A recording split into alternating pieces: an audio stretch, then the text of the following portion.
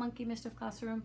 And continuing on with the reading comprehension strategies, one thing that I like to do is when we're working on sequencing, story recall, summary of a story, I really like to use the transitional temporal words throughout, so that they start getting familiar with and comfortable with that verbiage. So we start off for an entire week, we will focus on just the beginning of a story. And again, these are familiar stories to the students. So we start off with a small passage, then we follow that by doing a short story, and then we end the week with a grade level text that we have divided, and we only focus on just that beginning portion, a couple of pages. And we'll start with, first what happens in the beginning of the story. So let's talk about the beginning, and we're going to use the word first.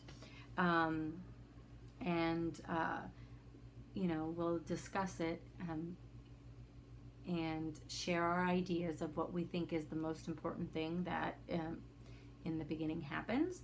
And oftentimes I'll say, okay, well, I've heard this particular thing said more than once, so do we think this is the important thing we want to share about the beginning to someone who hasn't read the story?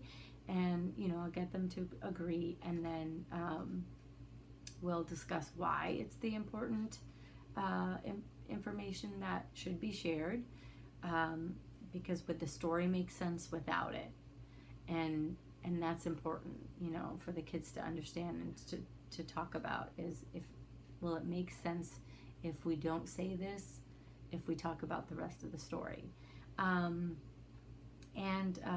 One thing that I suggest is, when you are working on sequencing initially, to do it all orally, and you do the writing for the child and have the child copy what you have written.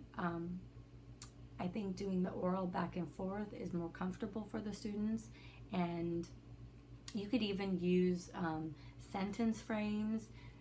You could use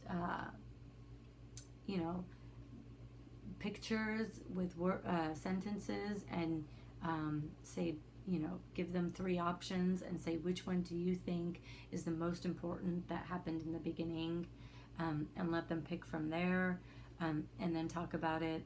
There's so many different ways to go about just working on the beginning, but definitely talking about it is a lot easier for the students than to put it on paper right away.